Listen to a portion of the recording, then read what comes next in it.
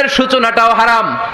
কোন বেগানা নারীর দিকে তাকিয়ে থাকা হারাম হওয়ার কথা ছিল না, কিন্তু যেহেতু এই তাকানোটা এক সময় জিনার দিকে নিতে পারে, তাই এই তাকানোটা কেউ হারাম করেছে কে?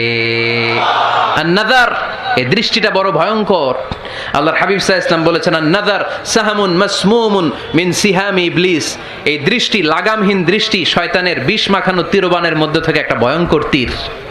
এই তীর দিয়ে শয়তান যুবকদেরকে কাবু করে ফেলে। ডাইরেক্টলি শারীরিক সম্পর্কের দিকে কেউ যায় না, প্রথমে বদনজর।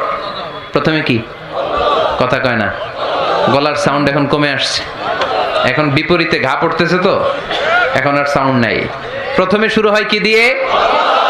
বদনজর, লাগামহীন নজর। তারপরে মুচকি হাসির বিতরণ, চোখে চোখে কথা হয়, আচ্ছা না নাই?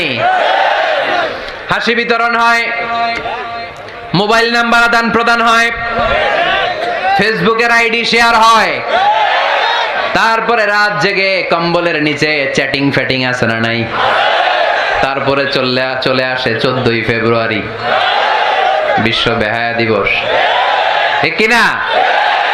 দেখছেন ধাপগুলো, দেখছেন স্টেপ বাই স্টেপ হারামের দিকে যায়। এরপর অবৈধ দৈহিক সম্পর্কের দিকে যায়। আল্লাহ এই গজব থেকে তুমি আমার ছেলেদেরকে বাঁচাও, আমার দেশের মেয়েদেরকে বাঁচাও, চিল্লায় পড়ে না আমিন।